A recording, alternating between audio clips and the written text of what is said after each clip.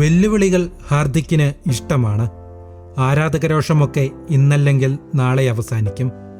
അന്ന് കൂടുതൽ കരുത്തനായ ഒരു ഹാർദിക് പാണ്ഡ്യയെ ആളുകൾ ഇഷ്ടപ്പെടും. കഴിഞ്ഞ IPLന്റെ സമയത്ത് ഹാർദിക് പാണ്ഡ്യയെക്കുറിച്ച് ഇഷാൻ കിഷന്റെ വാക്കുകളാണിത്. ഇഷാൻ പറഞ്ഞതുപോലെ സംഭവിച്ചു. ഒരു വർഷം പിന്നിടുമ്പോൾ കൂടുതൽ കരുത്തനായ ഹാർദിക്കിനെയാണ് ആരാധകർ കളത്തിൽ കാണുന്നത്.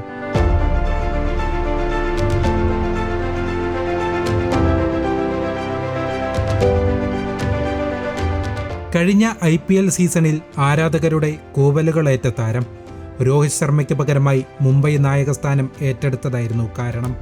രവി ശാസ്ത്രിയെയും സഞ്ജയ് മഞ്ചരേക്കറേയും പോലുള്ള മുൻതാരങ്ങൾ ആവർത്തിച്ചാവശ്യപ്പെട്ടിട്ടും ആരാധകരോഷം അടങ്ങിയില്ല. മുംബൈ ഇന്ത്യൻസിലെ ഡ്രസ്സിംഗ് റൂം അന്തരീക്ഷം മോശമായി. ഹാർദിക്കും രോഹിത്തും പരസ്പരം സംസാരിക്കാറില്ലെന്ന് വരെ റിപ്പോർട്ടുകൾ പുറത്തുവന്നു. സീസണിൽ 4 ജയങ്ങൾ മാത്രം നേടിയ മുംബൈ പോയിന്റ് ടേബിളിൽ അവസാന സ്ഥാനത്തായി. ഒരൊറ്റ മാസത്തിൽ കാര്യങ്ങൾ മാറിമറിഞ്ഞു. 2020 ലോകകപ്പിനായി ഇന്ത്യൻ ടീം അമേരിക്കയിലേക്ക് പറന്നു.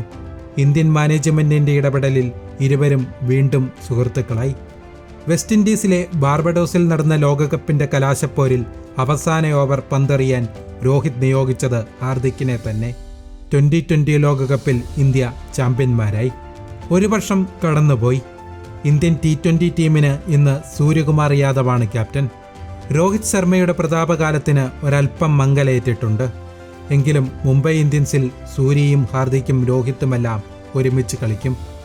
ഈ സീസണിലും മോശമായിരുന്നു മുംബൈയുടെ തുടക്കം.